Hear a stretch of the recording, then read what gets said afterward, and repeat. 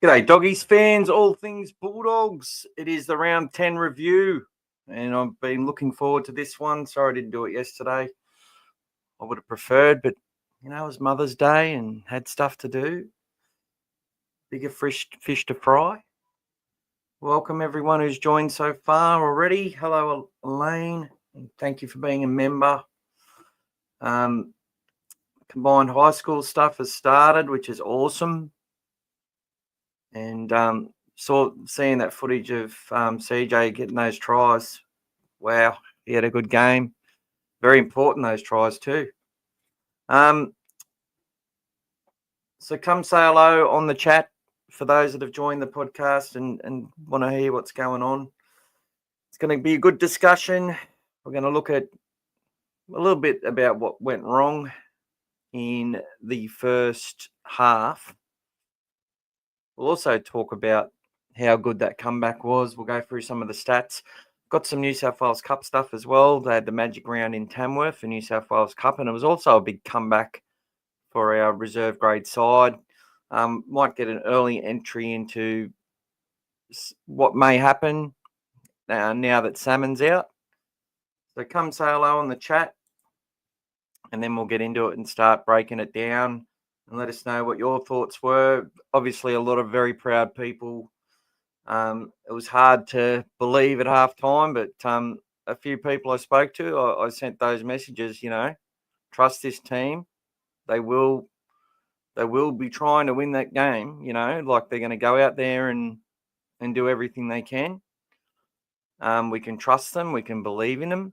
And they delivered in a way that no one, I don't think, could have expected what we saw. But there you go. And Stephen Crichton, wow. But I really want to talk about a couple of the unheralded players, like Lipoi Hopoi and Curtis Moran. That was Curtis Moran's best game, obviously, of the season, and one of his best and most important. When you really watch what he did, I know he's done it before, but it was very, very important. And the tide actually started to shift in that later bits of that first half. Even though they got that late try, there was things I was starting to see happen, and we'll talk about that as well. G'day, Shannon. Props to the coaching staff. Realised we weren't matching them in the middle, and they switched the game plan to spread it side to side. Yeah, well, there's definitely a bit of that. They played some footy, and I'll talk about what I saw at halftime on the footage. Best game I've seen. Yeah, it was one of the best. How good did it feel? How good did it feel watching that game? Well, to go through the frustration and the angst to seeing what we saw was pretty amazing. So we've got about 12 viewers at the moment. Just hoping to get a few more on this miserable Monday night, which isn't a bad Monday considering what happened. It's only 4 days till we play the Roosters, which is bloody good. Yeah, it was an emotional ride, brother.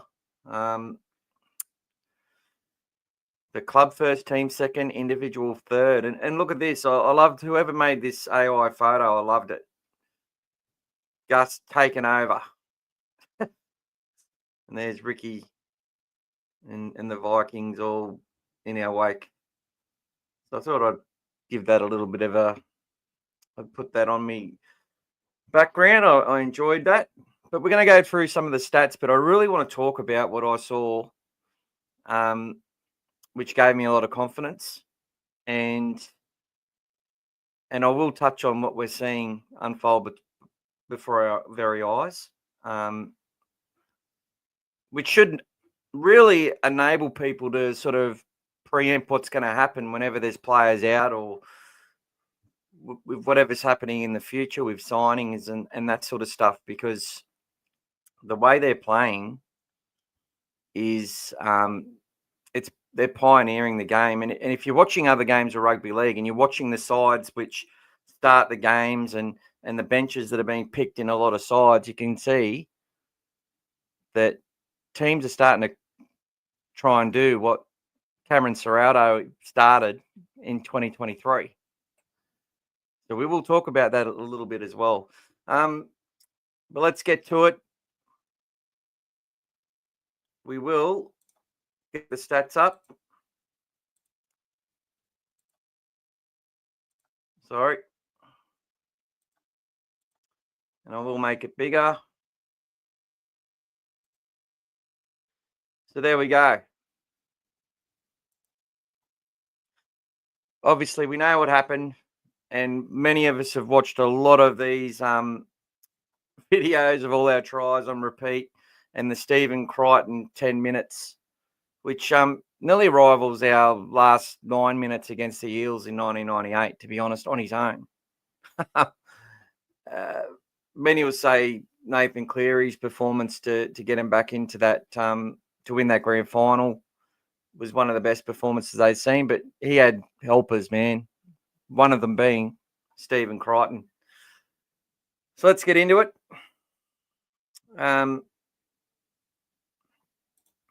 It's funny with the stats. We ended up having 51% possession. So it was that dominant in the second half. They had nothing. They completed at 31 from 38, 30 from 40 for us. Our second half, obviously, a lot better. We smashed them in run meters by 300.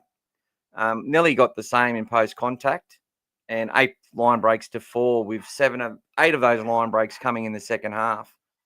Tackle breaks similar to the Raiders, and that's one of their strengths. Make it more per set. Now, the one thing which I was really frustrated about in that first half, guys, was guys and gals, I should say, was, and it's been happening all season, is the way we've been laid on all over the ruck. Now, sometimes I look at it, and I said to a mate at halftime, I said, we need to fight a bit harder to sort of get some penalties and stuff. But at the same time, players like Hudson Young and that were just should have been penalised numerous times in that first half. They got their offloads on in the start of that game, which really hurt us. And that's what we've got to talk about. What happened in that first half? You know, you can simplify it and say they were too big, too strong, too powerful, too fast. But that side, Canberra, even though they were running downhill and had all the ball, with about 10 minutes to go in that first half, they were starting to huff and puff. And they started with a more mobile starting side, and then they'd picked 3 of the big boys on the bench, and they, as hard as they tried, they just couldn't match us at all in the second half. The big change was the pep talks at halftime. Everyone's talking about what Serrato said, but I was watching in the sheds, just watching the captain go around to the different players, especially Toby Sexton, and essentially telling him what's going to happen. And he did not look phased one bit. They basically look like they were okay, like this. All right, what do we got to do? How do we go about it? And they did it. They gave the ball to Critter in space in a few different ways, and he just split them apart. And we made over 100 more tackles in that first half. And to have the energy to do that. G'day, KB. I thought Lipoy Hoppo had a nice stint in the second half, coming along nicely. Yeah, when Lipoy come on the field, and we'll have a look at his individual stats. He played about 26 minutes. His ability to generate fast play the balls through the middle really changed the tide of the game. And Curtis Moran, he came on earlier, obviously, but the way he was getting post contact,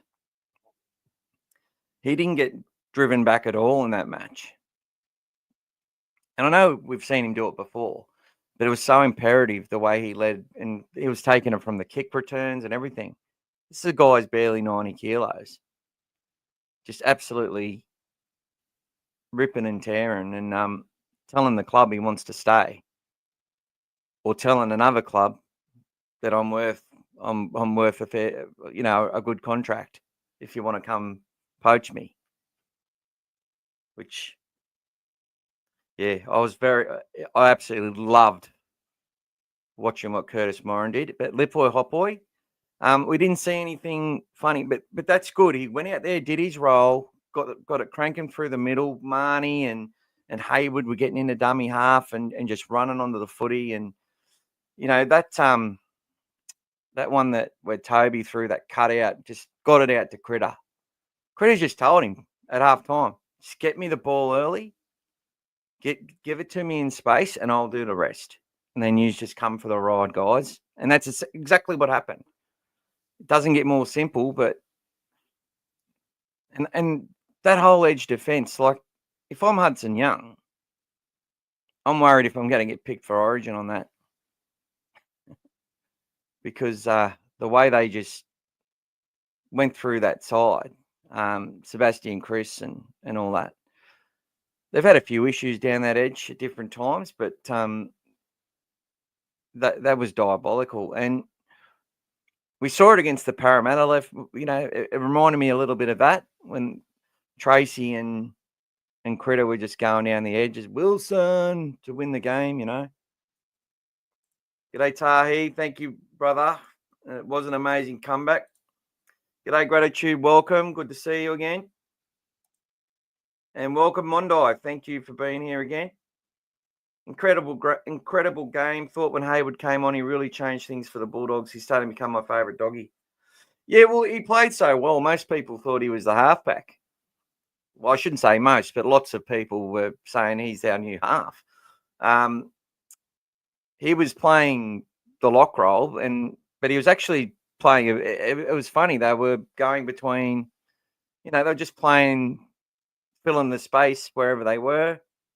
Hayward to Sexton to Burton to Hayward.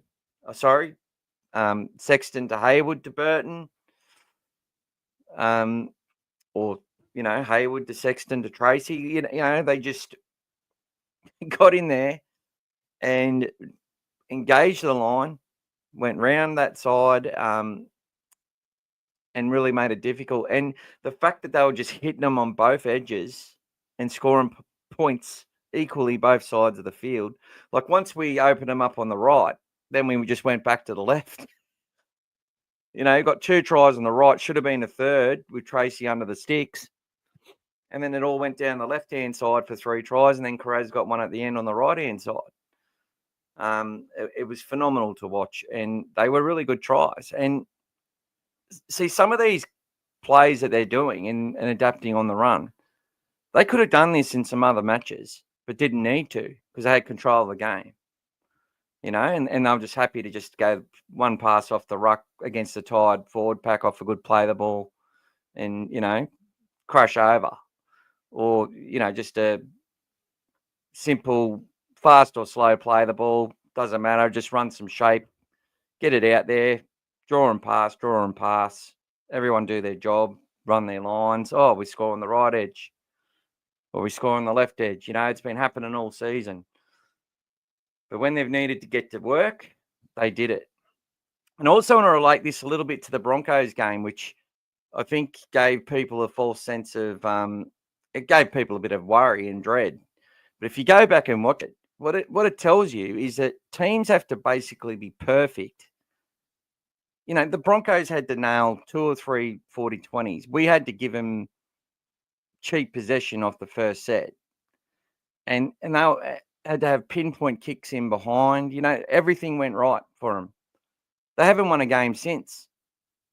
And they've had leads in games and been run down. Now, we played that second half against the Broncos. We just got to work, played it like it was a brand new game of rugby league. It was, we're down 34-0. It was, 34-18. They got that try at the end. Doesn't matter. But the fact that we'd had so many sin bins really made it harder for us to, throw it from side to side. Plus, it was rather damp. Wasn't really conducive to that sort of footy. And, yeah, we dominated them in the second half. And when the coach after that game said how confident and proud he was of the team's effort, that, and basically said in that first half we shot ourselves in the foot. But they drew a lot of confidence out of that. And even the Titans was a clunky game as well. Remember, and we're missing so many players of suspension.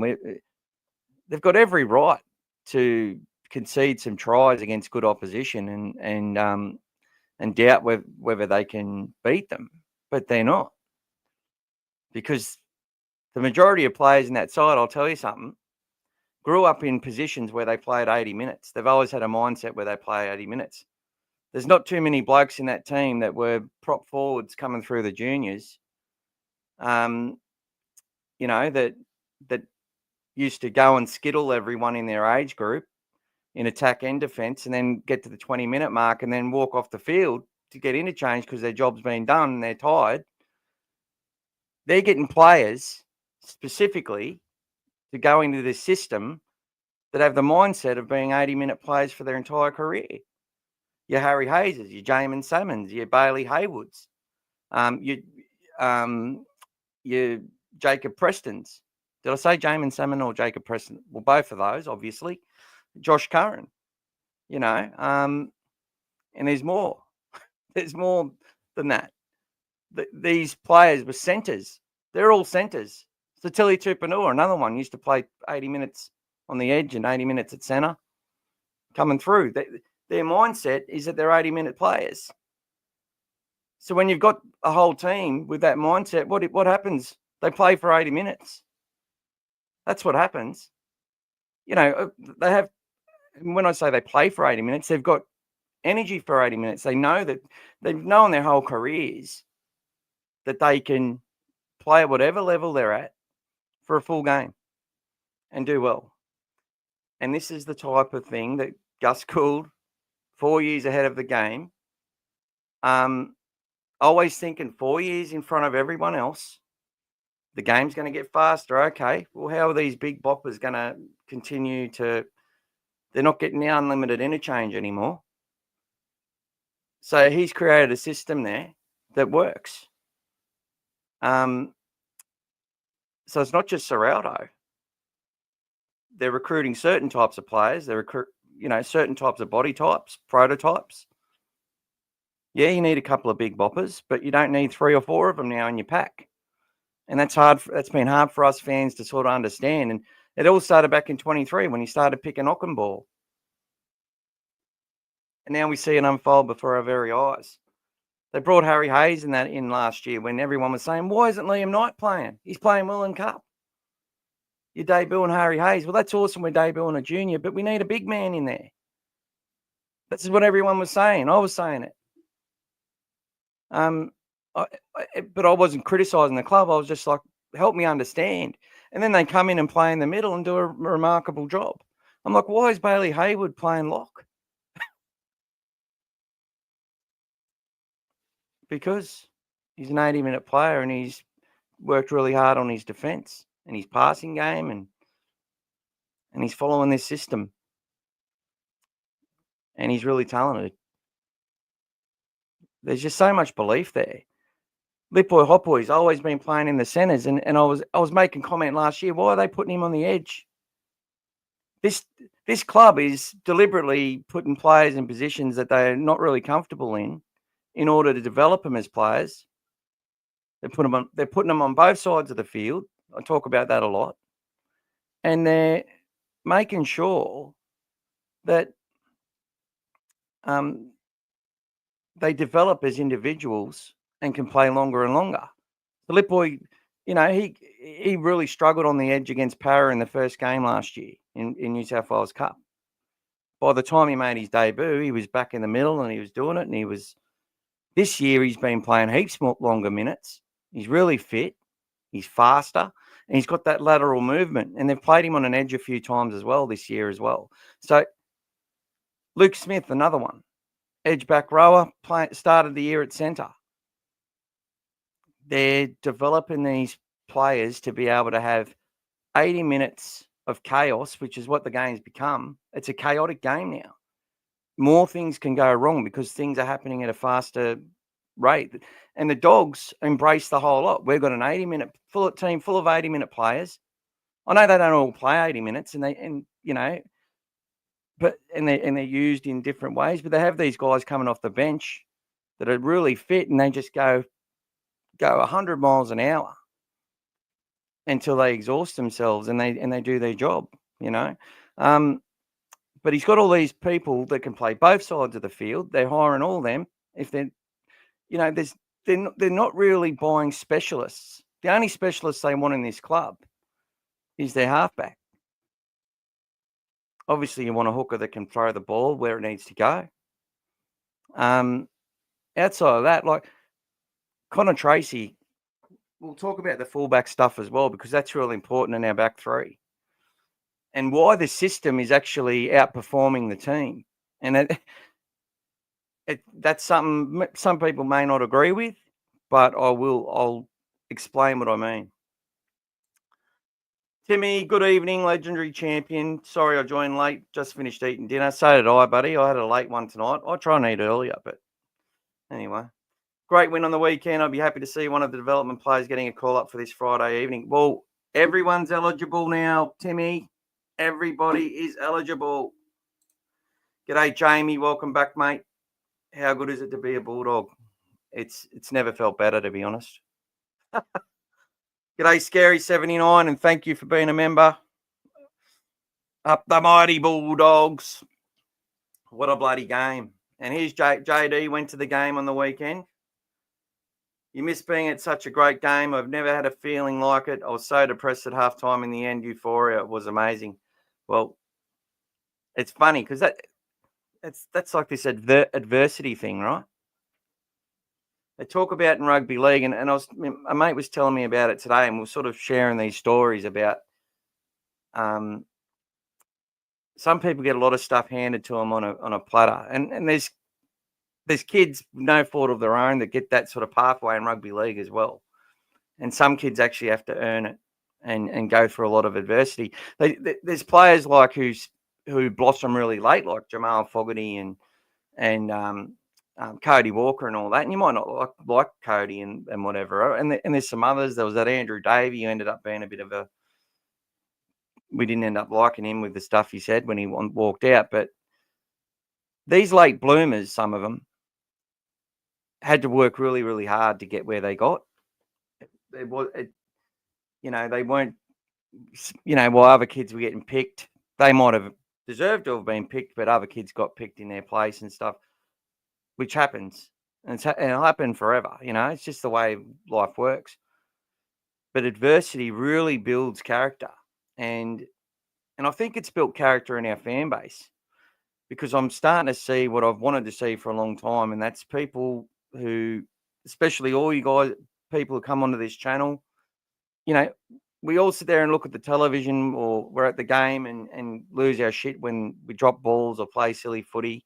But we've got this respect, and we understand how difficult it is to get yourself off the bottom, for what this club's been through and what the fans have had to endure, and all the players that have been embarrassed out there in the field. We know what it's like now. It's, a lot of younger people, younger generation, haven't even really seen any success from the Bulldogs. So they sort of build up on this, we're perennial losers. Whereas everyone else through the 70s and 80s and 90s and all those decades, I think a lot of us took winning for granted, to be honest. And it's been really humbling, and it helps us be, and I think because we've come from there and seeing what our fan base, how ignited it is, and this club and the journey that the fan base is on is going to go to levels which will put the NRL more on the map. I 100% believe that. I think we ain't seen nothing yet to what our club is going to become for rugby league. And all the shit that they've put on our club and on our fans for cheap headlines, they'll probably feel justified that they did it, because it's sparked such a, massive movement. It's almost like a movement. To see how many Bulldogs fans were there in that packed stadium at GIO, And they weren't just all in that one corner. There was blue and white scattered all throughout the ground. And knowing that all those, so many people, the Bulldogs brand come from everywhere to be a part of that game, from, 100, 200 kilometres away and out further west, people from Wagga and Temora and everywhere else that have always followed the Bulldogs. They're all there. So just a wonderful day. And, we've got to keep getting behind our boys and trust our club. Trust our club. All right? Things are going to happen. Basically, the Broncos and the Raiders played two perfect halves. And we came back against the Broncos. Forget about the end score. We showed what we can do with them. And the way we come back against the Raiders, able to play footy in those conditions, change the tide, as it was said earlier in the piece, go from left to right, and just totally, it was a massacre.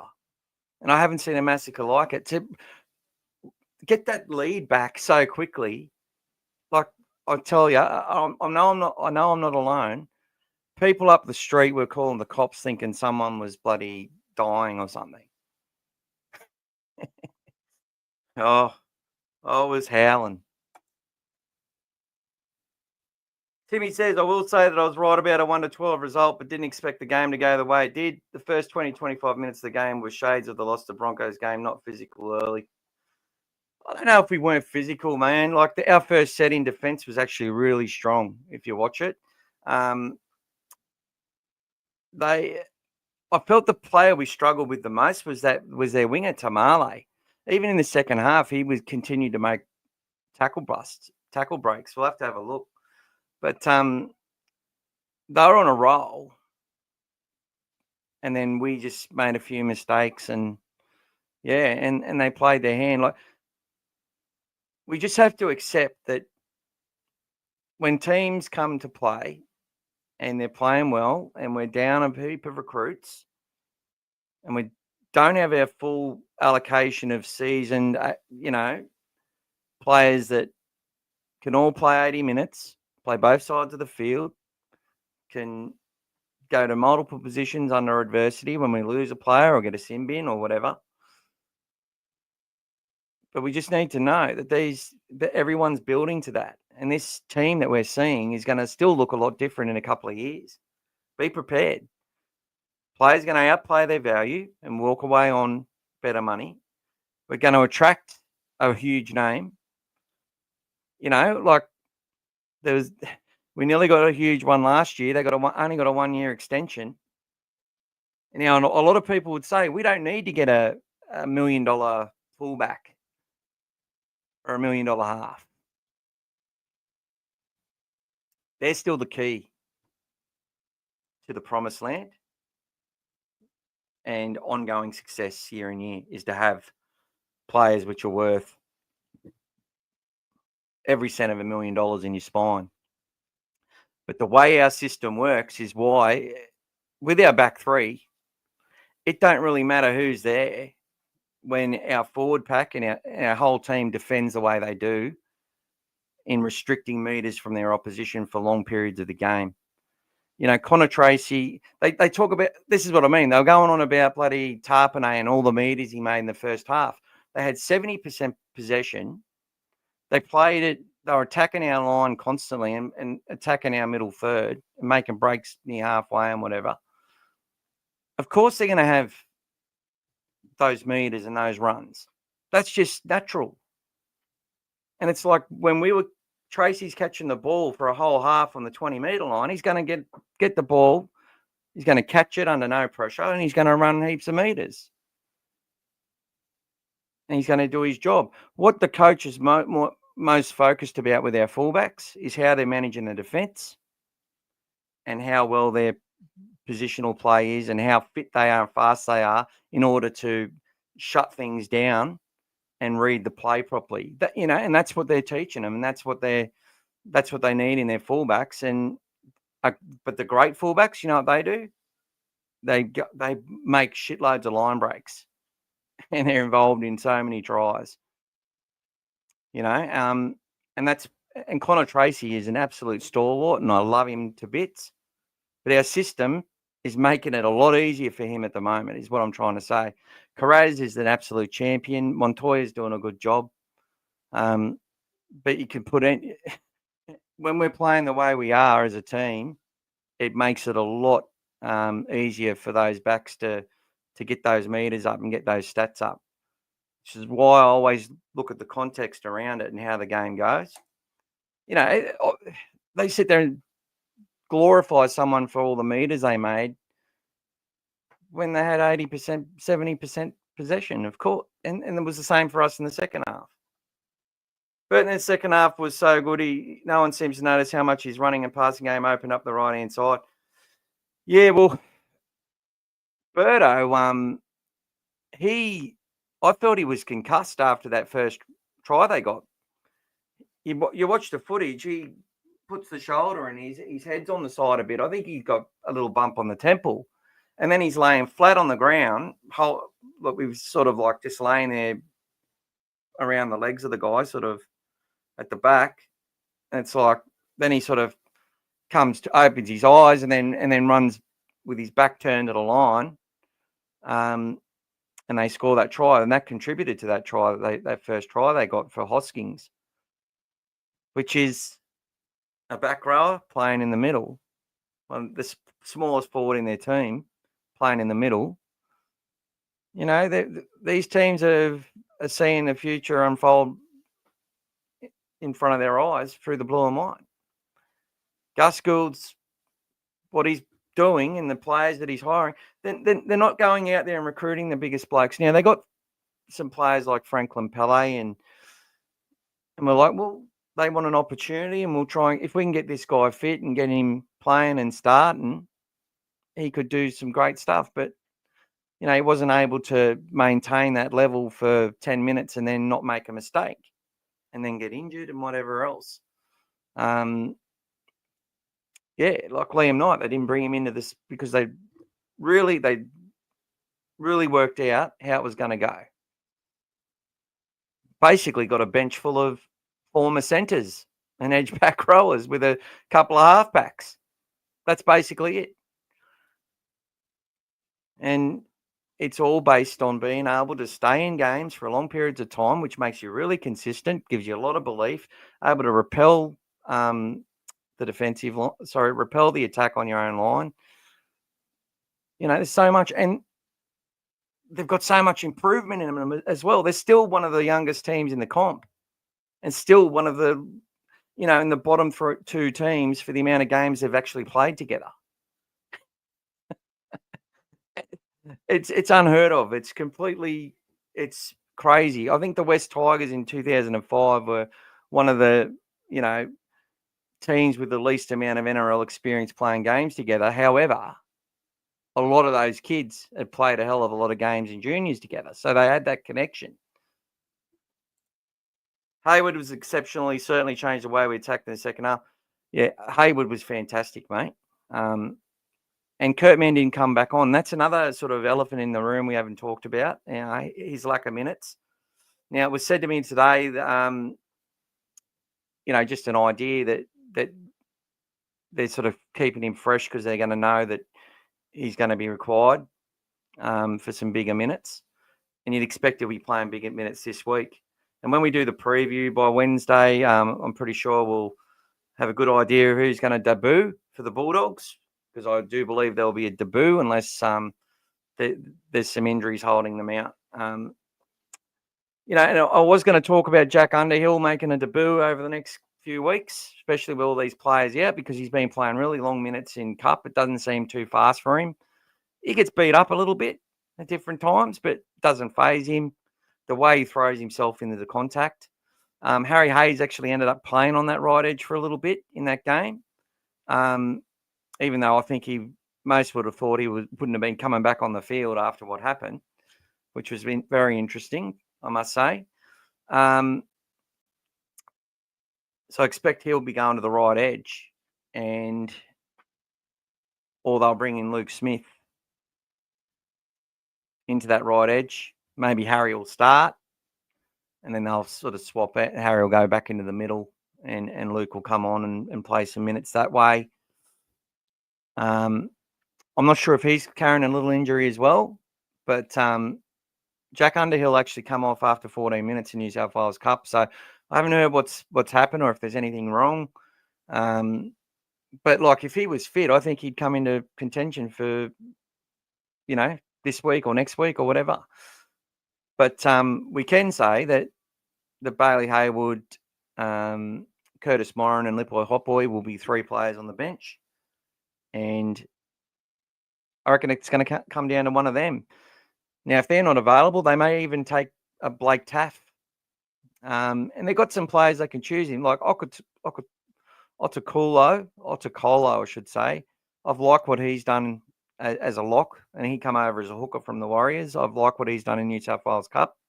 You should watch the highlights on NewSouthWalesRugbyLeague.com. Or if you get Bar TV, you can go watch any of those games. Cassius Tia was good. It was a great comeback. They were down 3-0 after 25 minutes, the Dogs. Won at 41-25 or something. Yeah, JD, they were very good. And they're a good team. They're a good team. And I think they will make themselves more and more mobile. And as they do that, bring more mobility into that side, and get those young guys continue to develop that they've got, they're going to be the ones that are, I believe, will be competing with the Bulldogs for quite a few years. I think that the rivalry will be the Bulldogs Raiders. I really believe that. I also want to talk a little bit about the halftime stuff again, because they showed Canberra Raiders all sitting around Ricky, and Ricky's just talking to them non-stop. That don't really happen at the Bulldogs. Our coach is much more in tune with, he's done his homework on coaching in all different facets and knows that there's not one way. And I'm not saying Ricky can't coach. He can definitely coach. But I think Serrato asks a lot more questions than what he says to people. And he gets people to come up with their own. He gets the players to understand where they've gone wrong more so, and how to understand how to fix it, more importantly, and how to minimise those things happening over and over. And in that system, if you keep making the same mistake over and over, and I'm not talking about unenforced errors from drop balls, I'm talking about certain things that you do in games is going to put you on the outer at the Bulldogs. It's not that you can't be an individual or play heads up footy or whatever, but it's about when and how you go about it. And, and we'll get some good players coming to our system who'll find out that the system is very, very important to our success. Timmy says, do you think with all the off-field stuff with the Roosters will affect their preparation for Friday night against Canterbury? No, I think it'll galvanise them, mate. And I'm really wanted to see a couple of youngsters come through, like a Luke Smith or an Underhill. I would have loved a Jack Todd, or even a debut from one of the halves, because some of these kids playing in the Roosters system right now have been playing, were playing opposite in these juniors with the Bulldogs players. So it's just a good way to see how they're, where they're at in all that. I think this is a massive danger game for us. After the highs of that win, we had the highs of the Souths win with the biggest crowd, and everyone was so happy. And it was, let's be honest, it wasn't the best win of all time, but 32-0 was a shutout. And they went to Brisbane, and first set, Preston drops the ball. First set in defence, Marnie rushes out of the line. Tavita was doing shit like that, which is why he's no longer with the club. It was also mentioned to me today, just remembering how far we've come, with Luke Thompson and Tavita, not fit and just missing their assignments, and teams starts well, but no resilience, and all of a sudden we're behind the 8 ball because our middles were no good. Mark Baker, welcome to the podcast, mate. Should Ciro find a place for Bailey Howard to start the game? He changed the game when he came on. Haywood. Look, I think that will be, he's definitely in our best 17. He's forced his way in. And I think at some point that will happen, whether he starts him at 9 or if he has a plan to bring him on after 20 every week, which because it really doesn't matter. It's a 17-man game, the game's not the same. It's a 17-man game, and you can be just as important off the bench. But yeah, the fact that he's come on the last couple of games, he hasn't been able to take him off, says a lot. So yeah, he may start, but I do worry, like how well he needs to start a couple of games anyway, because if he is our long-term hooker, which I believe he is, I think they're already on the way to the handover sort of stage. Like I think he's progressing at a rate that they'll be looking to have him be a hooker. If it's not this year, next year, or the year after, which isn't a long time away, really, for a kid as young as him. But yeah, and look, he doesn't hardly run the ball. But when he does, he goes all right. He's it's his speed in defence, the way he meets them, meets them before the advantage line, takes away their time, which is the system, and he's getting better and better with his shoulder contact, and he's getting better and better at all of it. And he's just so reliable. When all these kids come in, it was hard to trust that they were going to do it. I know some people say they did or trusted them straight away. It was hard. I'm like, why isn't the big boy out there? But yeah, I think he will be starting at some point, and it could be any time this season, next season, or the season after. And if Marnie plays all right, which he's going pretty good, when we go well, he's a big part of that. I felt he played really well on the weekend, Reed, except for that fucking, sorry for swearing, that fourth tackle kick again. And that's one of these things. It's like we just got the ball back.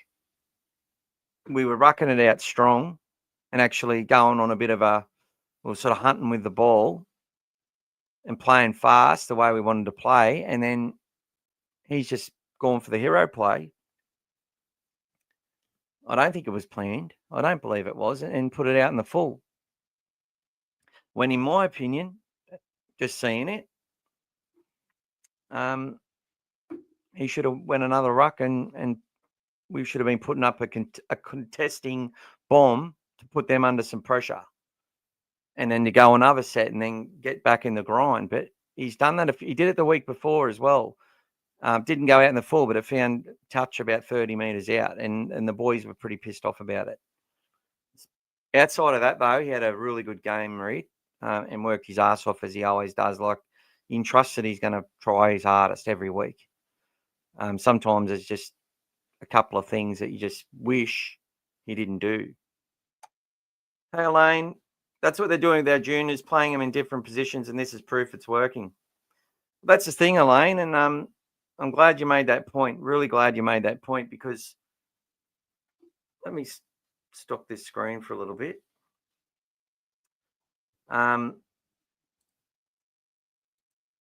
There we go. I'm glad you made that point, because I know it's hard on the kids. Like, the kids will want to play anyway, right? But sometimes, as family members, you would know yourself. You've watched your son play his whole career in another position, for example, and he comes into trial in that position. He gets told, "Oh, we've got someone else there. We're going to trial you here," and they're just happy to be there, and they're living their dream, And as you would know, and as many parents have told me that I've spoken to, and seeing through my own eyes, I was coaching kids when I was 15, coaching 11-year-olds. Not in rugby league, though. I will just make that disclaimer. But the thing is that what you want is there's got to be some self-discovery. You can't just be hand-fed everything. And when kids get told that, sometimes some kids drop their lollies and are sort of defeated before they go out there. Others just, they just get excited about the new challenge and go out there and make a few mistakes and work about what it's like on the go. And then there's others who go and find the best, if they're playing second row all the time and now they're being asked to play in the centres, they go out and find the best centre in the game and watch their footage and they go find the best centre that they can around the club that they know, and they go talk to them and learn about it. And they're the ones that are going to continue to progress because they've got the right attitude and they've also got the intelligence to actually go and do a bit of homework and not just rely on the coach to teach them everything. They go and they chase it themselves. And this is what this club's about. They're doing that a lot. I saw they put Alatini out in the centres. I never thought I would have seen him playing centres at any time. He might have already, but played Ron Massey Cup in the centres, struggled a little bit, comes back into the flag side and he's off the bench. But yeah, that's what they're doing. You can see it clear as day. They're really, they find like teams that are doing really well in New South Wales Cup, really well in Jersey Flag, really well in these junior sides.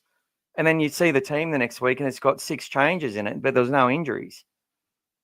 They are literally, and I've said it a few times, but it's not about winning all these comps underneath. They will sacrifice games. They'll know that they'll put people in positions that will leak some points and have some lessons that they learn on the job. And then they find out if they're going to be suited or whatever else. And yeah, it's not about winning these comps at all. It's about developing the individuals so that they can make sure we've got a system where we've given all these kids an opportunity. And it won't always be right either. Like there'll be kids that leave our system because they're a 5'8" and they want to play 5'8", but they keep being put on the wing or they keep being put into the centres or somewhere else. And they'll go to another club and get that opportunity and thrive and might end up playing NRL there. It's going to happen. Not everyone's an absolute genius every single time. Rugby league's like that. Gus Gould will tell you that. I've listened to heaps of stuff he said. There's people he's written off completely that have ended up being his favourite player in his club, So, yeah, it's interesting to hear about it from all the different perspectives and then to see what the club's actually doing to develop the skills of these players. Putting them on the left centre, putting them at right centre, putting them on left wing, right wing, left edge. And then, and then they bring them into they get a promotion from, say, flag into New South Wales Cup, and then they play them in the middle off the bench. It's like, wow. Timmy says it certainly helps with the concussions that are occurring in the NRL. You need to have a versatile player on the bench or include in the 17. Well, we've got more than that. We're carrying more than that. Every single person on our bench can play 3 or 4 positions and on both sides of the field, Tim. It's not just something that, okay, the speed of the game, we need to, well, it is that, but they've actually made it into an actual ideal that they want to build their club around. The teams they want to build are teams that are just can exceed and excel under any situation, under any bloody, situation. Anytime something goes wrong, and we know things may go wrong a lot more in this fast game with concussions and all that sort of stuff. The game gets flipped on its head. You need a player who can play in another position. They've got all these contingency plans. And you know what? It's based on an origin concept. The greatest origin coach in history to this point for New South Wales is Phil Gould. And he said it lots and lots of times. And you look at the sides he picked in the past even. Like, I remember he picked Sean Timmins at 5'8". he picked a team that was capable of going toe to toe, I should say, with Queensland and just outplay them and outlast them. And that's exactly what happened. And a lot of the time it wasn't pretty. A lot of close games in his dominance as a coach. But it translates. That was the most intense, fastest game ever, was State of Origin, right? The most intense, the fastest game at the time. And that's what he's trying to build at Canterbury, a team that plays at high intensity, keeps the ball in play, goes toe-to-toe, that stays patient. When they got control of the game, happy just to keep on, torturing the opposition until they crack. And then put the foot on the jugular if they feel like it, sort of stuff. This is what I'm seeing this year. If you go through each game and you watch how it's unfolded, and then we've had some adversity in those games where we've had to, we've conceded some points because of some things have happened. We've lost players in the middle of the games. And teams that we've had on the rack because they've been under adversity, we haven't thrown everything at them, like the Knights and the Rabbits where they lost players early and, the Dragons lost a centre. They didn't really put the foot on the jugular. They just kept turning the ball inside, running at their forwards, making them make 60 tackles each, and then eventually just crush over. And then we play a game against the Raiders. And what do? Well, we've got to pull something out of the bag here, but that's all right. We'll just get early ball to critter. We've been practicing this stuff for when we need it, and they produce it at the right time. There we go. Bang, bang, bang, bang, bang, bang. Trust this team, man. Hey, brother, hope you're well. My question is, do you see Sexton being re-signed? G'day, Og style. You went okay on that last few occasions, but I believe we need a better halfback for finals. Not hating on him, by the way, just my opinion when it comes to that level, as finals are a different beast. Cheers, brother. Sorry you asked me that ages ago. It's taken me so long to get to it because I've been ranting and raving. I'm not sure.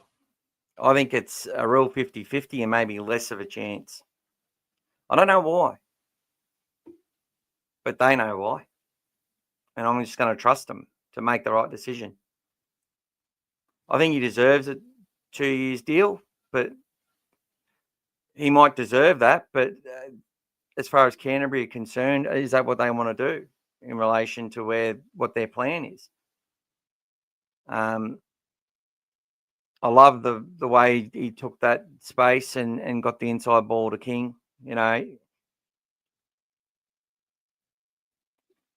All these things are so important for Toby. I think he needs to break the line. I think he knows it too.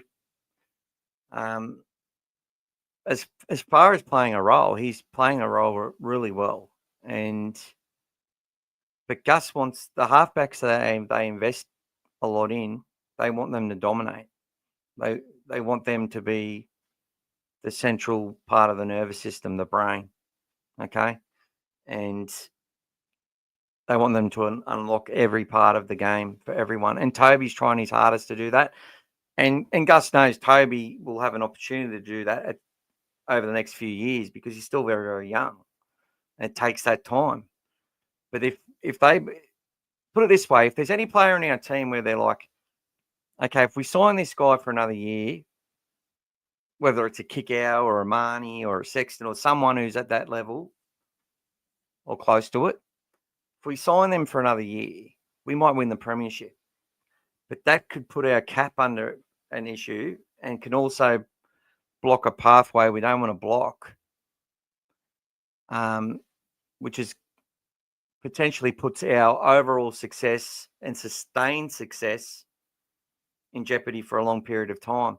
It's sort of like, if I leave the New South Wales Cup team the same, leave them alone and when they're winning and leave that team in place for multiple weeks in a row, they'll probably win the comp, but that's not going to help those individuals develop. It's not going to help the other kids in the pathways. It's not going to help the NRL in the future by us winning the New South Wales Cup, unless they're able to do it under that constant way that they're going about it, which is testing and trialing players in all different positions, under all different conditions, under different combinations. And yeah, it's sort of that sort of thing. It's like, do we extend this player knowing that we need to get this player in? Because, yeah, you know what I mean? It comes down to what they've, because Gus, as I said, he's 3 and 4 years in front of what they're doing. Right? So that's what it comes down to. Timmy, I noticed Jared Hayne returning via Ron Massey Cup against the Bulldogs over the weekend. Yeah, he was all right. Nearly scored a try. I think he might have got one in the end. No, I don't think he did. But, yeah, we tried hard in that game, and they were a much depleted side to what had been running around. It was a close loss in the end, 22-14. Had big win in Jersey Flag and also in New South Wales Cup. So it was a great weekend for the juniors. Joey O'Neill, he came up from the New South Wales Cup game on the weekend, after 2 minutes. So I'm pretty sure he'll just go through concussion protocols. So obviously it was I doubt he's playing this week, but he'll come back the following week. Scary 79. I've been a doggy supporter since the early 80s. My mum used to work with Terry Lamb. I got to meet him a couple of times in the early 90s. He's a champion of a bloke. My grandfather used to work for the Dogs in the 70s and the 80s. Oh, it's great to hear that story, mate. As I said, Terry Lamb is one of the best blokes in the world. If you're in his vicinity, walking past, no matter how many people are there, he's literally looking for everyone to shake their hand, especially at the games. Watch him shake like 100 people's hands just while he's moving along, going to where he's going. And he was actually the one instigating the stuff. It was good because my brother had just spent the previous week or 2 weeks earlier, pissing it up with Terry all day at the Newtown Wests. They do it for Tommy Day. They play. It's always like I think they got a special cup they play for, the Magpies versus Newtown.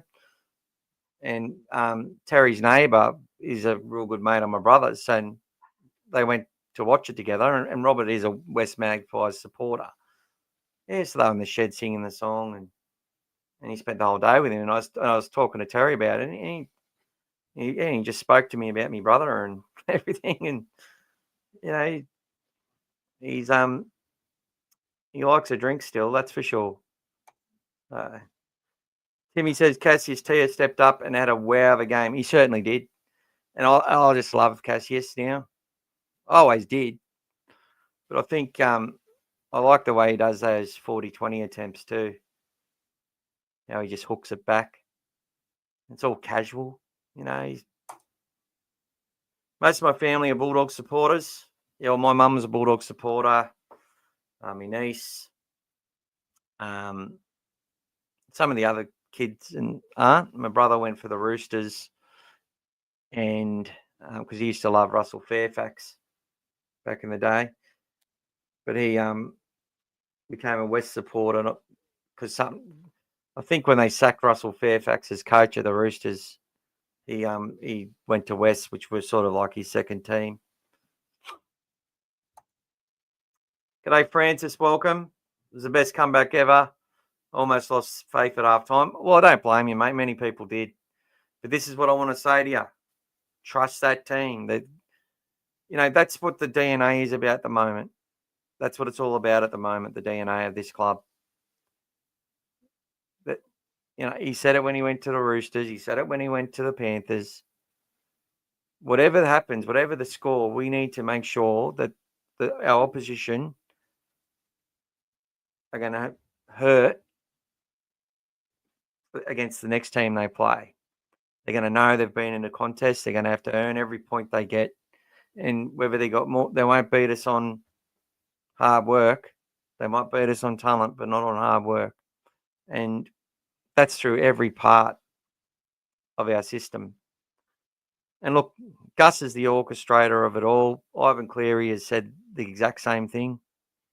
He was asked directly, can you attribute the success of Penrith and the five grand finals and the 4 premierships to Gus Gould?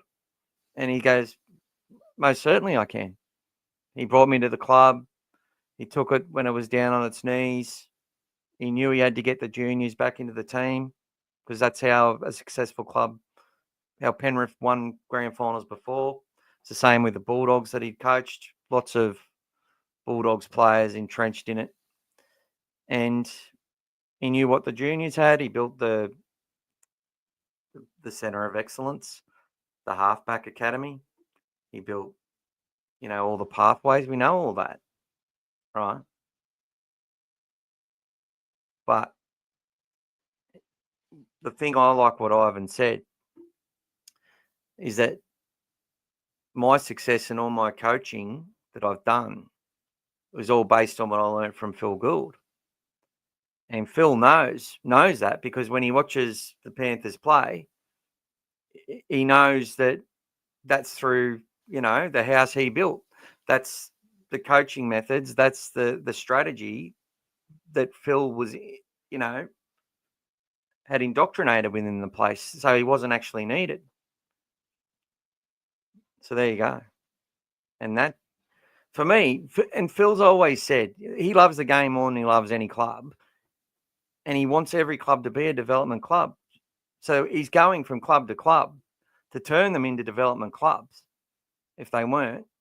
But first of all, so that they become really good at managing their cap and really good at managing how they retain the best talent they've got and have a system which continues that talent going through and that talent feeding the NRL. So what he wants eventually is that every club is sort of doing that and can retain a lot of their own talent from their own backyard and through the pathways that they invest in. And that's going to make it a much better game for everyone and for every club. And it also makes it more tribal because everyone's come through the one area, fixated on representing their club. And it'll mean less chaos as far as people leaving and all that sort of stuff. But he's got some huge ideals and we're seeing it slowly get built across the NRL. Penrith and the Roosters have been a really consistent, successful club ever since he went there. And the same with the Panthers. So there you go. My neighbours all know when the Dogs are playing. Yeah, I know, mate. I feel embarrassed sometimes, but I don't give a fuck. I'll be up there with all the families looking at people. I couldn't give a shit. I just cheer my team on. JD says he thought that, but not. He thought it was his shoulder. He hit that nerve last time. He hit it, and I think he did it again. His arm went limp. I saw it live. Okay. Yeah, Birdo. Yeah, he was hurt, whatever it was, and the fact is, he had a few moments in that game, and then when he dropped that ball after halftime, when we just had a really good set out of off the kickoff, I was like, oh my god. Then they defended their error. Then they got a repeat set because they did a kick and Toby tried to stop it with his leg. But after that, all downhill. I read that Underhill came off during the New South Wales Cup game on the weekend with a rib. Oh, it was a rib issue, was it? Yeah, well, if that once that rib issue's fixed, I expect him to be in calculations to come into the NRL team and make a debut. And I wouldn't have said that at the start of the season. But when you're watching those games, you can see he has got an engine on him. And if they've got the engine and they're doing everything they're being asked, they get trusted with a debut with the Bulldogs. And every player they've debuted they didn't deserve it, they didn't earn it. They were ready for it. Because, well, they did earn it, I guess, but there's no deserve. You don't deserve the jersey. You're either ready for the jersey or you're not. Timmy, Final score in the New South Wales Cup game was 41-28. Joash didn't play for the Eels on the weekend. I'll have to ask about that. Yeah, I watched it most of the second half. I was getting messages from Rob, who's one of the big Bulldogs supporters, and on the Facebooks and that, and he took some videos and sent them to me of the teams running out and stuff like that in the final seconds when the siren went.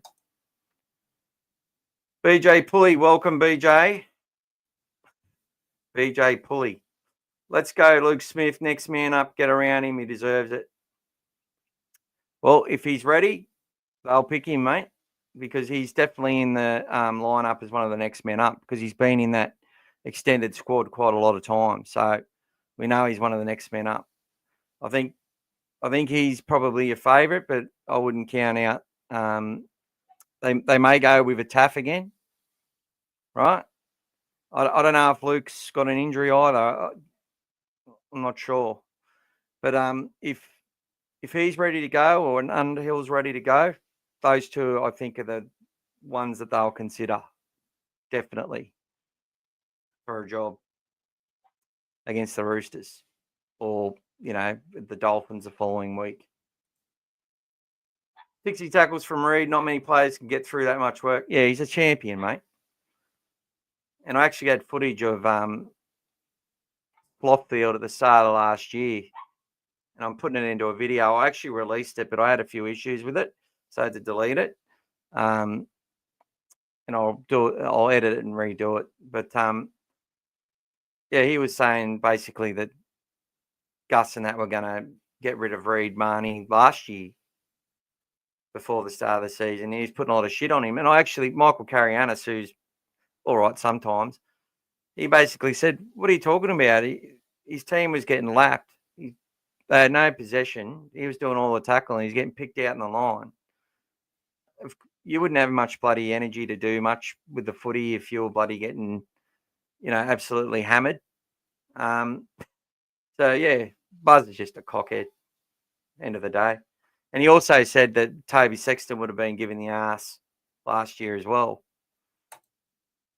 And that Gus would have been trying to get rid of both of them a year ago before ball was kicked in 20. And he also started saying shit about, that the fans are going to have an EGM because of John Curry being sacked, and all complete bloody fabricated lies. And I think someone from the club leaks Buzz a whole heap of bullshit just so he makes an idiot of himself. Yeah, he did have a brain fart with that 40-20 kick, Scary. He knew he did the wrong thing. Straight, yeah, he did. But that's what I'm talking about. If you're making these repeat mistakes, well, you've done the wrong thing and you keep doing it again, that won't, for what we're going to build, that won't cut it. There'll be consequences. But yeah, I thought he had an enormous game to make 60 tackles, and he made most of them in the first half, by the way. Unbelievable. Like, he's just such a gutsy, tough player. And, I hope his next contract is a big one. And I hope he gets to play Origin for Queensland. I really do. JD doesn't believe Reid had a brain fart watching live. We were under so much pressure and he was just trying to make a play. It was on. He just miskicked it. Yeah, look, that's the other side of it, JD. They've been told they've got the, what is it? The right to fail. They're safe to fail. They're safe to pull the trigger, and move on. And that's what I like about Burton.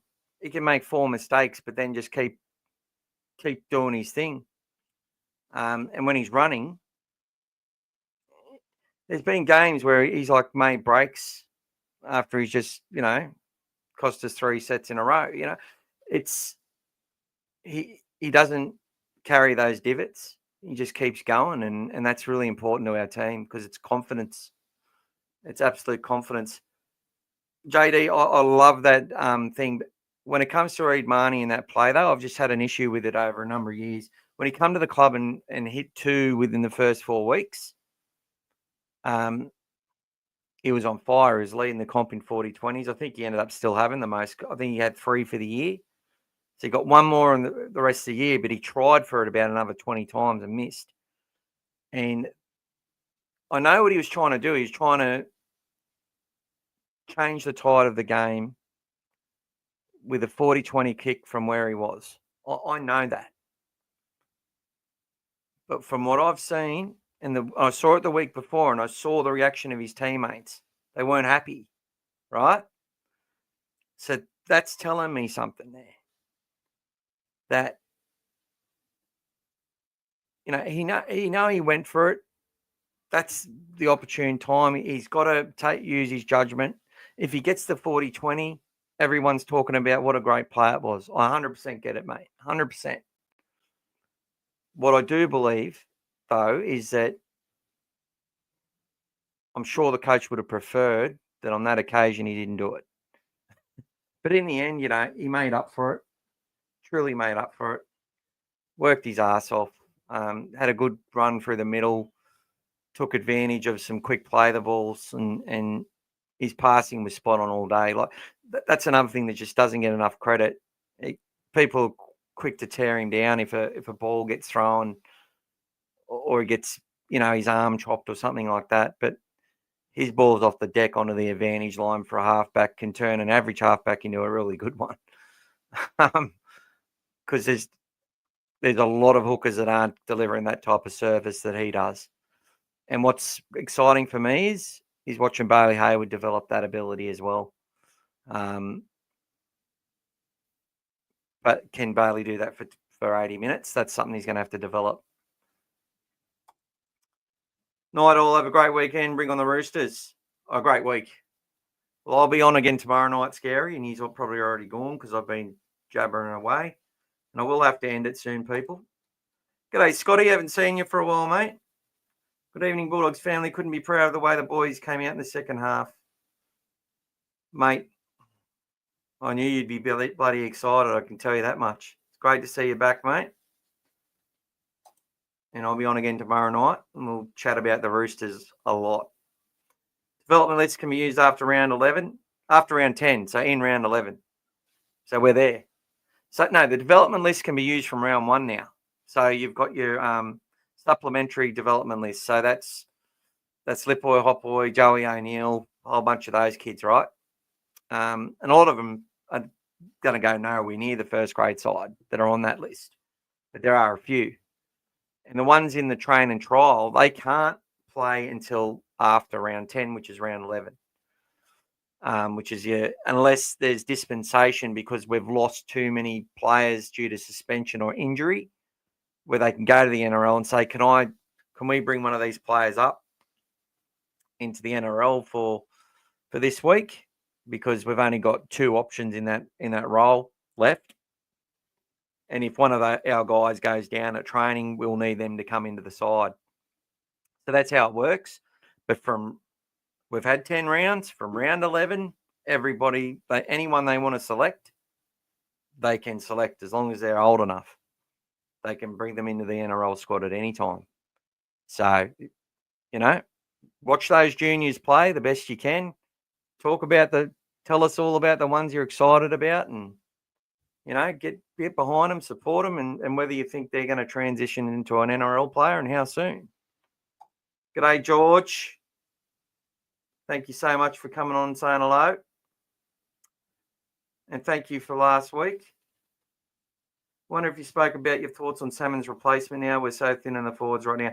So, look, I was saying that Luke Smith's looking really likely. So he's available. If he's got no injuries or anything, he's very likely. And I was also thinking that, obviously some of those players like Zion May, who I didn't say his name, but he'd obviously come into contention at some point. They've got him starting now, so they're trying to build him up the best way they can. Obviously missing some troops. They're bringing Larry Madagatudia. I'm not a professional commentator that should know their name.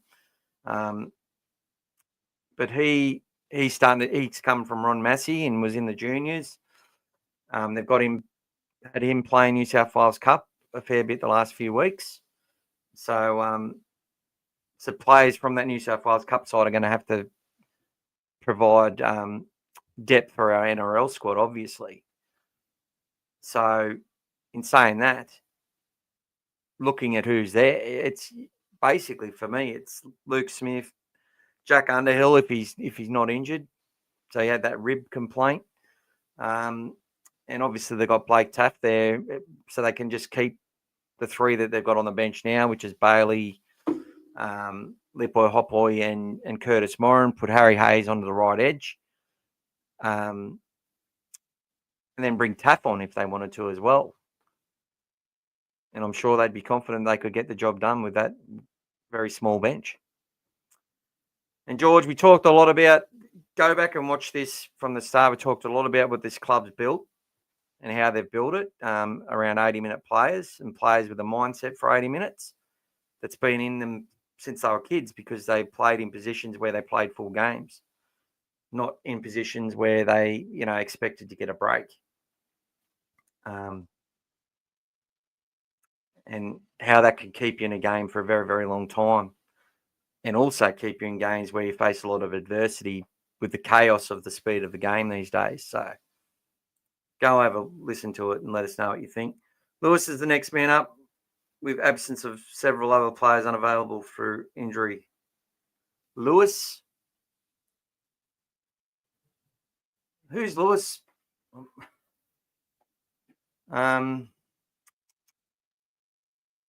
Maybe that was a typo. I'm not sure who Lewis is, Scott. There's Logan Spinks. There was people like that. I don't think Logan Spinks will debut. He scored a try in Tamworth, his hometown, on the weekend, and he's in our development list, Logan. G'day, David. Welcome back. You're dead right, modern coaching from Cameron Serrato versus old school coach-centered talk and ranting. It's best to get the players to reflect on set personal goals and team goals. The coach can relax if he hears good self-reflection. 100%. And a coach knows. A lot of business coaching is based on sporting, sporting ideology and stuff. And we know Serrato's been going and speaking with some of the best coaches in a whole range of different sports to learn and develop. And he'd know that as well. And the thing about practice makes perfect is also the other fundamental of coaching that gets completely lost in all the cliches, which is why they talk about the Dogs doing repeat after repeat of boring, what they call, boring, mundane little things, like where they put their feet and then doing it again till it just becomes second nature for everything they do. And you watch a player develop like Lipoi Hopoi, where he's not really got that footwork. He's sort of an up and down player. And now all of a sudden you're seeing a much more variation the way he goes through the line and gets to his feet and gets to his front, and the ability to break the line open. That's all from this just run and repeat skill sessions, and just going through their sets, going through all their reps on everything they've got to do. And I said it was boring, but they love it. And they love getting better and improving at everything they do. Welcome, Jason. We needed this win to prove our position on the ladder is legitimate. Yeah, well, I know a lot of Dogs fans were worried about that at halftime, David or Jason. 100%. Oh, the fans, people are going to say we're the pretenders and blah, blah, bloody blah. We haven't beaten anyone. And they're still saying it because they're like, oh, the Raiders are faders and they're pretenders themselves and blah, blah, blah. Well, as far as I see it, we've established some real head misery on some opponents over the last couple of years. And what we're starting to see is teams beating themselves before they play us. I didn't think the Raiders were in that category yet, but 2 wins in a row is hard for that. Affects them mentally, especially what we did to them coming back. And we need that. We can't rely on that, obviously, but I'm seeing it with the Knights. I'm seeing it with the Dragons. I'm seeing it with the Sharks even. 2 in a row against that tough team. They've been perennial, really good balanced squad, play a really strong, tough game. The Titans now, it's starting that the list is getting longer and longer, and I'm liking it. And I hope we continue that with the Eels. I feel the Rabbits, we've been a better team than them for quite a while now, but just haven't got the results that we wanted.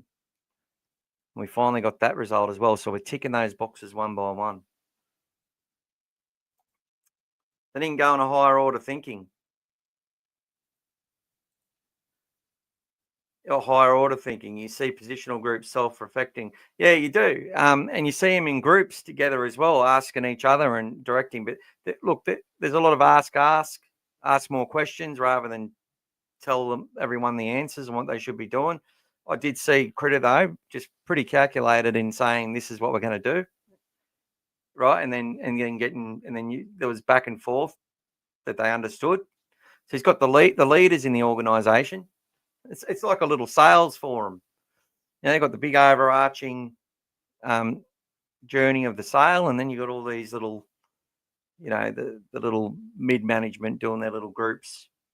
You've got the forwards and the back sort of segregated into different little circles, and they're all sort of communicating on how they do what they got to do. They're taking the lead with it, and they've been empowered to do it. And because they're on a journey of self-knowledge, self-reflection, self-discovery, and being asked the right questions for them to actually discover. And that I love it. I love talking about it, to be honest. Scotty, I'd give him one more year, even he might get a chance in Perth. Woods is our future. It's going to be hard to keep Wilson too. Yeah, these sort of players are going to be really hard because they're going to outplay their value, and a club will be like, well, we could do with a Blake Wilson for 250 grand, or more. Just like they took Skelton. But our club, Woods may be our future. I'm not going to write off any of those halves. If you're watching Alex Conti play, you're impressed. If you're watching Tapua play, you're impressed by it. I always forget his name. Baccarat from down in Harold Matts. CJ Uday. You're watching these kids and you're going, well, I don't know how we fit them all in. Stars don't always shine bright once they reach. Junior stars don't always shine the brightest once they get to NRL. So we've got to be prepared that it may not eventuate, because I'm not going to put that pressure on the kid. I look forward to seeing him develop, and he's hungry. You can see how hungry he is. Like, he gives you every indication, Scotty. I'm sure he's given the coaches and everyone every indication as well. I just want to keep a lid on it. I'm actually, right now, I'm most excited about Cassius. So, and to be honest, I feel he's sort of not only a couple more years advanced physically and whatever else, but just giving every indication that he's got some kind of a huge player in, hopefully in our system, in our team, but wherever he goes, he's going to cause problems for oppositions. David, I believe if you're focused correctly on performance and not on the scoreline, then there should be little coaching behavioural difference between winning and losing. Yeah, that's 100%. And you can see that when Serrato comes off in his press conference against the Broncos, it's essentially, well, you can't push the laws of the game and win. But I was really proud of their performance in the second half. Given the right amount of being able to articulate, areas that people have done well, and getting them to know where they went well and where they went wrong is all imperative in this coaching game, and that's what they do. And he's obviously doing that. Because you just feel that they can easily, But still, our commentary team, the people commentating our game and the ex-players and stuff, for the most part, there's some good ones actually coming in. I like listening to SJ, actually. Sometimes they're really good, but for the most part, it's about, if you're winning, you're applauded. If you're losing, you're given a big stick, or you should get a big stick. Coaching by fear doesn't work anymore, and it hasn't worked for a very, very long time, and I don't think it ever really worked. There's no sustainability in it. Joe Millennium, welcome. Do you know anything about the news that broke today on Triple M about a player being swapped early for that Gun Dragons player we signed? I just read the story. I think Aaron Woods, I don't think he's got anything right yet, Aaron, with his little scoops. And I think he's trying to get himself repeat contracts because, Woodsy's all right, but if he's not on, like, I don't turn the radio on to listen to Aaron Woods. So Finau Latu, very good edge back rower. While that probably get a go at centre and play in the middle. He was very, very strong in the SG World Cup Dragon side, which beat the Bulldogs last year.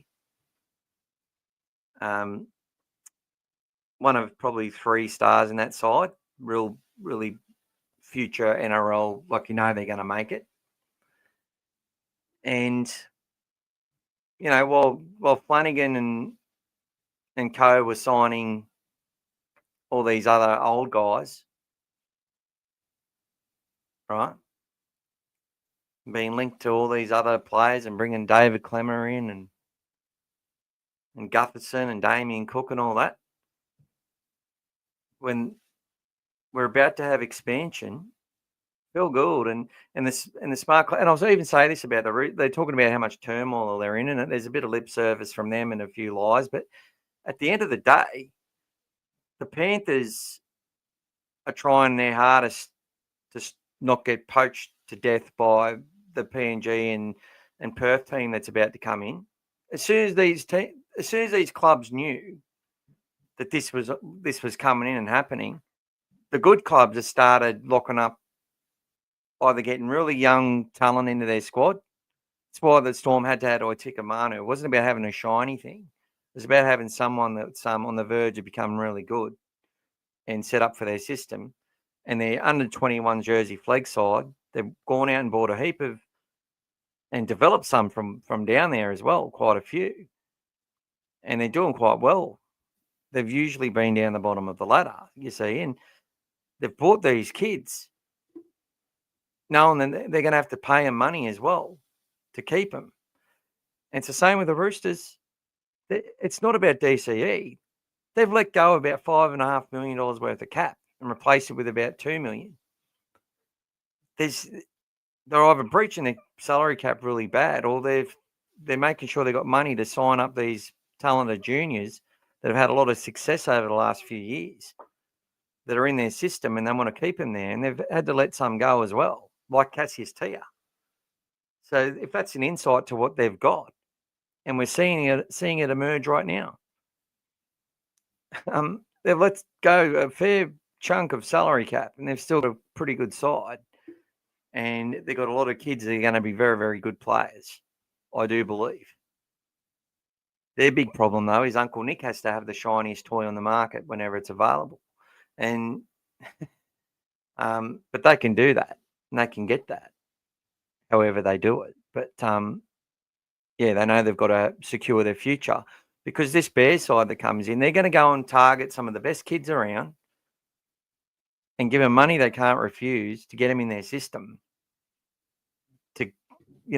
to build, because they've got some talent over there in WA, but none of it's in her already right now. And they've got about 5,000 or 6,000 juniors. So Gus Gould knows that this is happening, which is why we will see players leave our club that we're like, oh. And getting back to your question there, Joe, I've got a feeling if we do a player swap, it's probably going to be a player that's in our system playing either on the fringe of first grade or has played some first grade. And someone we may not want us fans might like. Be prepared for that. If it's true, be prepared for that. If it's not true, it's not true. Okay, I don't know, but I did read the article, and Woodsy hasn't been right about any of his mail yet, so we'll see. It was round for the comeback side. Shocker with my tipping 3 from 8. Oh, you did better than a lot of people actually. G'day, Luke. Luke Thompson, is this the pommy? I've been watching Wrexham and the coach there picks players on attitude and passes on great players who don't fit. I feel like Serrato's Dogs have no dummy spitters. Yeah, well, they find them out pretty quick. The squad has been picked a lot on the way they think and how the squad matches. Definitely, they've got a system. They've got to have the right attitude. They've got to be willing to do what they're told. As far for the system, and we've talked a lot about it tonight already, brother. But yeah, it's definitely a attitude and hard work beats talent every day. So, and we saw that on the weekend. There's a lot of talent in that Raiders side, a lot of ability, a lot of physicality, and we've got a player who can hold a football like a tennis ball and wave it around the air at speed. That try from Crichton, the first one, that's one of the greatest tries you'll see. Seriously, from an individual point of view, give me early ball. Here I go. Oh, wow. Unbelievable. So he said it's the only way the game is going to grow and thrive. That's getting back to my point earlier. I'm a bit behind. If you fail to plan, then you plan to fail. Very well said. Critter with a bamboozling dummy and fend at the same time. That was incredible. It was, man. Oh, Luke Smith, not Lewis. There you go. It's not failing, it's learning. That's right. G'day, Tony. Welcome, and thanks for being a member, mate. I was at the match with Wanda Run. Absolutely electric atmosphere. We took over, went for beers after in Braddon, and there were more Doggies fans out and about. Calm the Dogs prediction for Friday. Look, I'm not sure yet. I want to see the team we get. I think I know who's going to be there. I think it'll be Luke Smith or someone who's next up from there. But I think it's going to be tough. But Roosters are a team that aren't scared of us, and we'll be looking to install some fear. That's another box we've got to tick. Got to beat these Roosters 2 or 3 times in a row, get in their heads. Timmy says he's planning to go to the game on Friday. Night champion. Yep, I'll be here tomorrow night, guys. We'll talk about a lot of stuff. I'll probably talk too much tonight about stuff that I should be talking about tomorrow, but so excited. And I'll be closing it down shortly, guys. Cheers, everyone. Waz HQ, yeah, the Bulldogs up there with the Waz. Let's go. Welcome, Waz. And the system that Gus School built is very much evident in what we're seeing from the Warriors. Hard work. Everyone's sticking to their roles, playing for long minutes. A Warriors team that's playing for 80 minutes and dealing with adversity, and they're winning matches. Very well done. Bulldogs are looking like the favourites to win a premiership. G'day, Big Roo. Doggies, what a game. One of my favourite games I've watched. I think we love CJ. We certainly do. Catch you tomorrow, JD. G'day, Sam. Can we say Critter best player in the comp? I think he is. I think he's definitely one of the most talented. And, the special players, they produce the special stuff when they need to and when the team needs it the most. And quite prepared just to do their role the best they can in all the other times. Critter Crows together, State of Origin would be a dangerous combo. I think it would. I think they're ready. I think they're ready. And they've earned it. Deadly. Why wouldn't they choose Critter and Crows on the wing? They're so deadly. G'day, James. Welcome and thanks for being a member, mate. The week got a dog thing. The smile on Salmon's face made it seem fairly light-hearted. Yeah, well, that was the whole thing, James. I was more inspired, and I put a little short up on the channel of Salmon hobbling along on his crutches after the game to the crowd on the other side of the field to sign autographs and thank him. That's what I saw as a great Bulldog and a great role model. And people telling him that he should move on. Well, Ricky didn't move on, did he? A grown adult, years later, after something happened when they were kids, brings it into the now. And you're never going to forget that. And you know, if he wants to rub it in every time he scores a try, who cares? It doesn't matter. If the Raiders go on and win a grand final and then yell at Salmon, we got a dog, so what? Tit for tat then. But Ricky started it. It's not a big deal. I thought it was funny. It was hilarious. It was great. Hey, George, I'm going to be in Japan the next 4 weeks, so don't think I'll hear it live, but I'll definitely catch up when the kids go to sleep. See you, mate. Good luck with that trip to Japan, brother. It's all about doing the 1%ers and having attention to detail. That's it, Timmy. And thank you, my friend. All right, guys, I'm going to head off now. It's been a pleasure. I didn't get through the review the way I wanted to do it.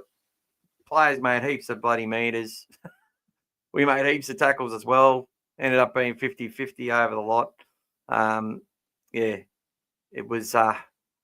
We all saw what happened. But really impressed by what Curtis Moran and Lipoi Hopboy did through the middle. I felt that was inspiring to the team. And our back three in that were just the benefit of the whole team getting their defence on in that second half. And, when the Raiders tried to just sort of go for a set with us, they couldn't do it. And especially after we just started running try after try, definitely a tale of two halves. So there you go. G'day, Reg. Fisher's hard work in the middle and the beginning of games will be missed. Yeah, it was. And I think the fact he was on the edge also was something we missed. Kurt Mann was trying his best, but I love Kurt off the bench because that energy he's got when that little bit of tiredness comes in is just a better fit for us. Night, mate. Cheers, mate. Have a good weekend, everyone. Uncle Gus is on 100% footy. Yep, go watch Uncle Gus. And I'll see you tomorrow night. Come join. Come say hello. There'll be some other podcasts on as well, but that's all right. I'll be telling you how, the Bulldogs have got a great aura and all that sort of stuff. And 1 week and then the next week we don't have an aura and I don't know. But yeah, I'll be tuning in to the other podcasts as well once I do mine. We're a big community and there's lots of love to share around, is all I'm going to say. Thanks for listening, everyone. Take care and I'll see you tomorrow night. Might be a shortened version tomorrow night.